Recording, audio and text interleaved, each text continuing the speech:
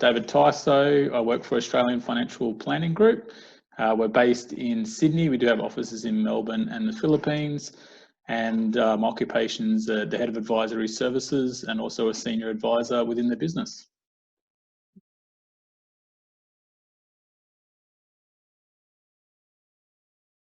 The biggest impact is probably getting everyone to work from home.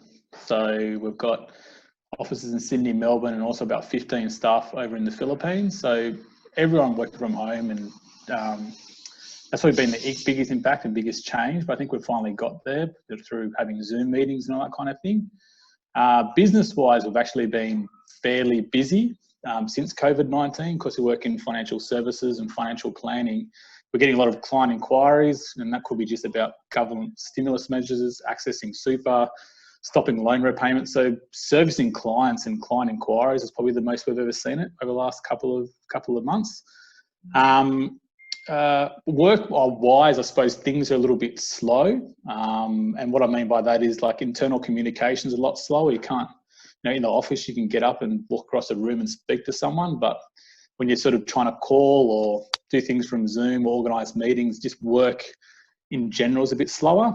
I think product providers have been a little bit slower too. So we deal with a lot of insurance companies or banks, and they have less staff on and things like that. So dealing with product providers has also been a little bit slow. So work in general a bit slower, but we're still fairly busy since the crisis began.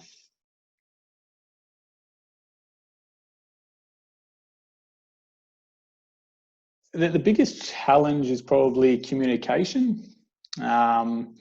Just because we're all working from home now, so that's probably been the biggest challenge. Myself, plus the directors and the bosses within our business have been fairly strict in regards to less internal emails. So we're doing a lot of phone calls internally. We're having regular Zoom meetings. So, my team, etc., I do morning and afternoon meetings through Zoom. We're doing regular coffee catch-ups over Zoom, and also, so that's probably communication in general has probably been the biggest challenge, just because of the 3 offices and all working from home. But I think we've finally got there through the likes of Zoom and things like that, or Microsoft Teams is a new thing, or Skype for Business we'll be using before they round that up. But I think we're finally getting there.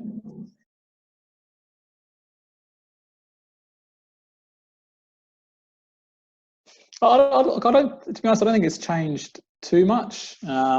Because we do everything over video now, I think you probably lose that. Everything's a little bit more or less personable, if that's the right word to use. I kind of miss the face-to-face environment and the banter that happens within the office. So I suppose the connection's probably lost there, that face-to-face type connection and the banter and that sense of being together. But I think Zoom and video conferencing, we didn't use it too much before the COVID crisis, but we're using it so much now. And I think, speaking to my bosses even lately, I think that's something we're going to use a lot more, especially with our Manila staff and Melbourne staff using video-based stuff. So, I think the connections are still fairly strong, even though all of it's done through video.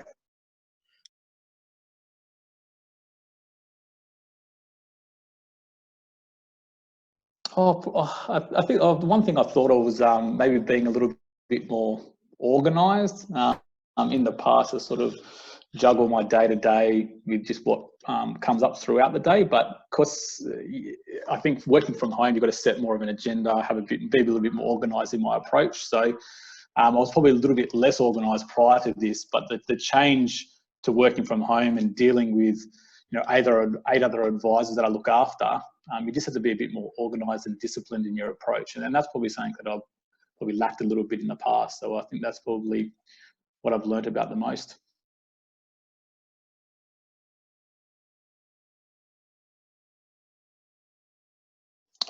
Business-wise, I think also innovation is probably a good one. So all businesses, I think, have to change due to COVID-19. And that could be just rolling out video conferencing and things like that within our business. But innovation, I think, if we turn it into a positive, change can always lead to some positivity. So hopefully businesses can thrive after COVID-19 and in the future.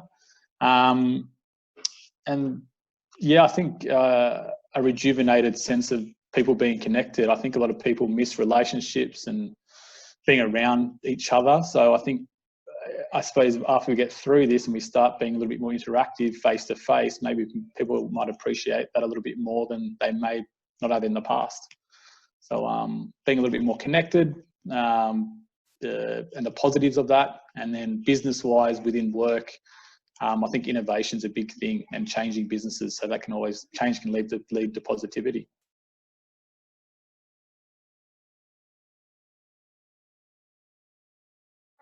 Oh, probably for the better.